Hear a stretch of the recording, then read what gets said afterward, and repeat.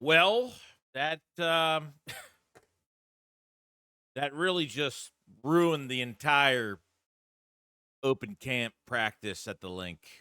And we're briefly going to go over what happened at camp today. And we're going to keep this short, sweet, and simple because we have a lot more to worry about now. What's the boogeyman? As a matter of fact, it was.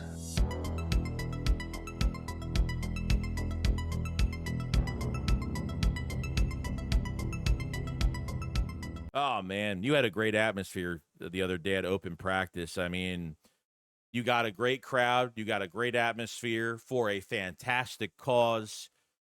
Adrenaline is pumping with the players to look good in front of the fans. I mean, so many positive things. And it was actually a really good day of camp.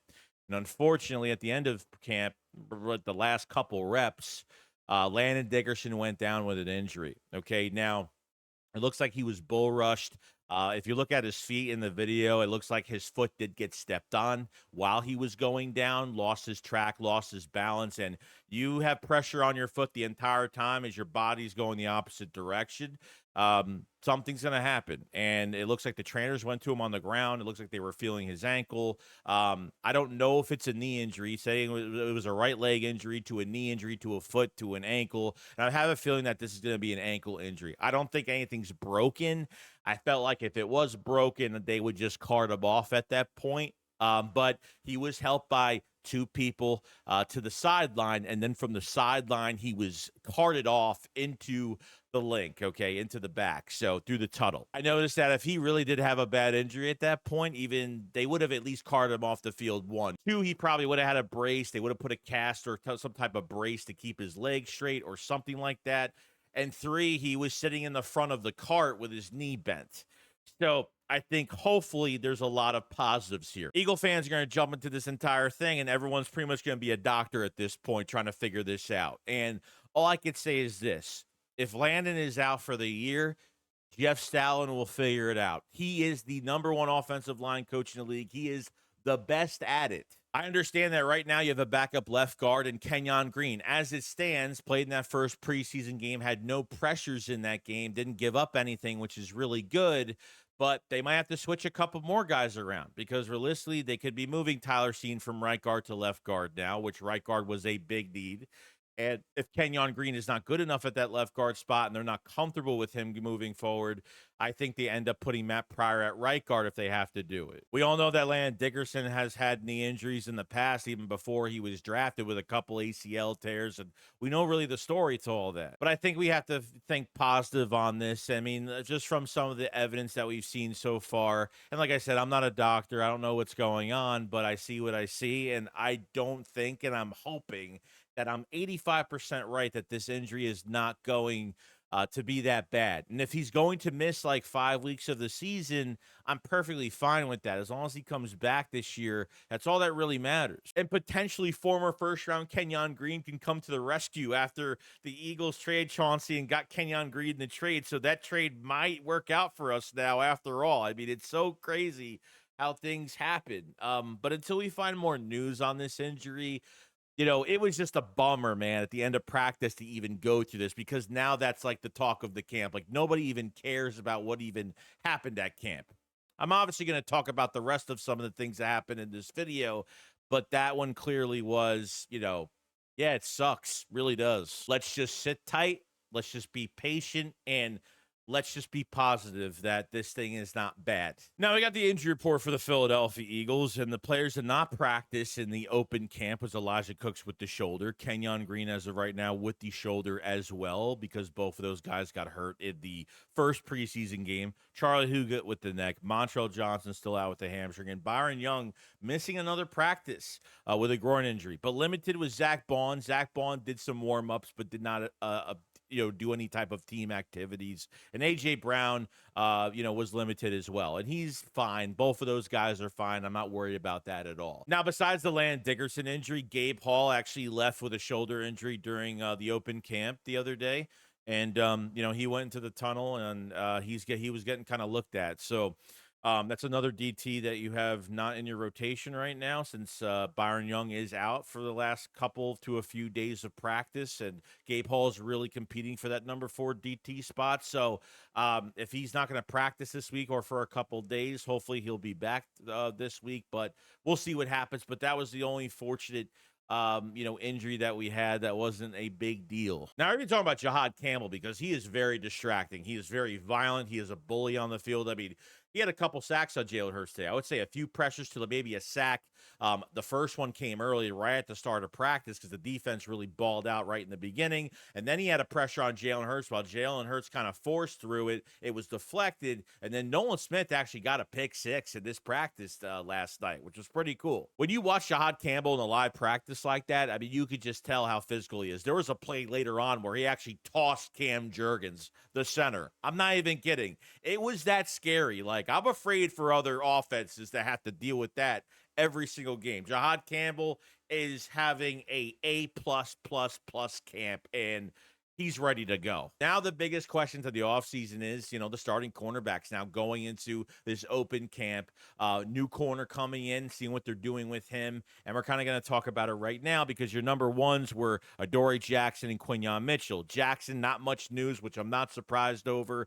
And you had Quinyon Mitchell that locked up Devontae Smith like crazy. He locked him up. And I've noticed even some of the video we had at practice, they are moving him left and right. They are shadowing him over the number 1 guy. And obviously, A.J. Brown's not playing in the offense, but Devontae Smith is there, so he's getting to work against Devontae Smith and doing a really good job. Now, Ringo didn't have the most fantastic day today, very up and down, but he had a PBU on Darius Cooper today, which is pretty good. But he had a PI call on Terrace Marshall, unfortunately. Another PI call. This is his 3rd or 4th, and didn't hear much more of Ringo news during this camp at the open practice, but this is a guy that, Fangio is really trying to get his confidence back. Obviously, from that first game, he wanted to test his mentality this week to see if he could win this job. And I think Ringo is really being put to the test right now. And we're just going to have to see what happens. You have 3 really important days of practice this week.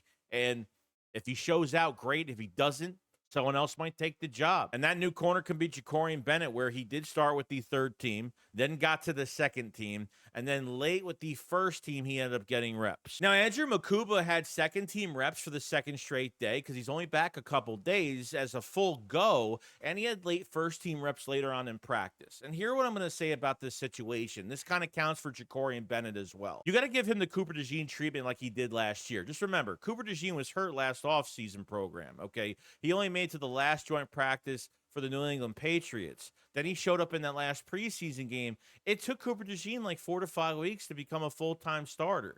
Like, I think you got to let Makuba start for the 2025 season. Let him go through his growing pains a little bit. Like, we're not going to get this immediate impact, especially guys that are coming off injuries, and we're expecting this superstar to roll into this defense and start playing at a high level. I think that's how perfectly they have to treat this situation when it comes to Andrew Makuba at this position. I even watched Sidney Brown at the open practice, and he was very late getting to that deep ball that DeJean was chasing with Devontae Smith. I mean, his response time is really slow, and he needs to see things before they happen as a safety. He needs to have a quick response with his movement, with his body, and I think Fangio is correct on that. He's a little bit late, and I think that's been one of the biggest problems so far. But then there are other plays from Sidney Brown that I really did like in this open camp. He had a PBU on Dallas Goedert that would have been for a touchdown. The offense was lined up, I think, close to red zone, almost in the end zone between the 5 to the 1, and he did a really good job there. When there's short area, he could be there, and when he has to go deep for something, or his instincts, are kind of get him late to the ball,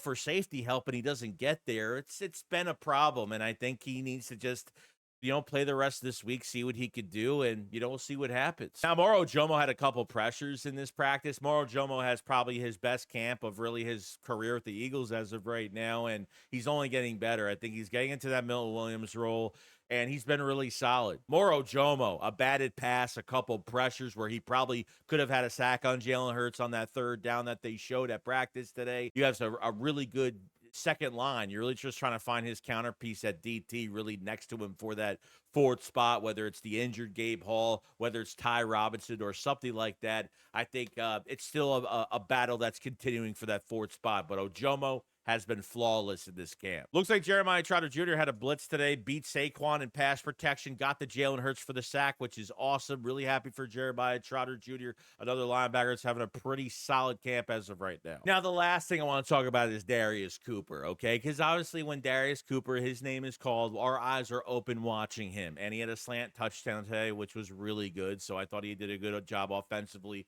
a few catches here or there. But the Eagles are trying to put Darius Cooper on special teams, and it looks like they did put him as a kick returner, and they put him as a gunner on special teams as well.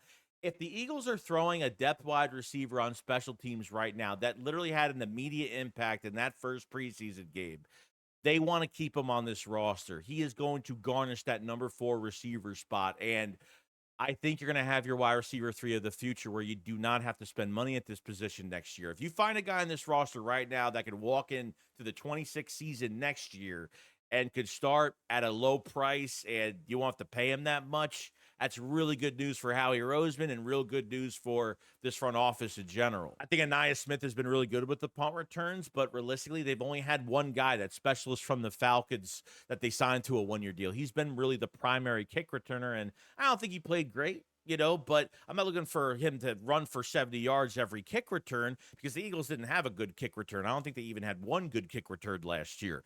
But if they feel like, you know what, we need to let this kid play and Darius Cooper needs to be involved in special teams, we need to see what he could do to keep him involved here, I think that's a perfect move. I think that's really good, and I want to see more of this. I want to see this in the Browns game on Saturday, no doubt. I think Darius Cooper will have a bigger role on special teams, but it's only going to be a patient game until he actually has that wide receiver 3 job after this year. Like I said, unless there's injuries, not going to touch that spot, but they don't want to get rid of him. There's no doubt. Other than that, guys, that's pretty much it. I know the news was kind of, short, sweet, simple, and that was really it, instead of going into 30 extra minutes for each position of what I think about this and this that I've said a million times over and over again. Really, that vibe of that injury just killed the entire day of camp, the open camp. It was for a great cause, but man, that really sucked at the end. Like, my body just wants to be so damn aggressive right now. Like, man, like, this shouldn't have fucking happened today. Really, man. For out of anybody it could have happened to, he's the last one I want him to get hurt. Or anybody, really. Nobody deserves to get hurt like that in a practice, So, but these things happen. It's life. It's football. Injuries happen at camp, and there's been injuries all over the place this past week. Let me know in the comment section below what you guys think of this Landon Dickerson injury. What if it's for the year? If he's out for the season, what do you do? If he's out for a few games, who do you think plays in that left guard spot? Or do you think they have to switch a couple positions? I think they're going to have to switch left guard and right guard immediately. They're going to have to move Tyler Steen. They're going to have to make some changes here. And that's where we're at. And let me know in the comments what you guys think. Make sure you subscribe to the channel for more Eagles news every single day. I appreciate everybody joining the open practice live stream the other day, and appreciate all the support, everybody. That was just, kind of us just going through this whole thing together. And I just want to say thank you for that. So you guys enjoy the rest of your day and try to have a good day. And I'll see you guys in the next one. Shakes what up, follow slide. Peace out, guys. Peace.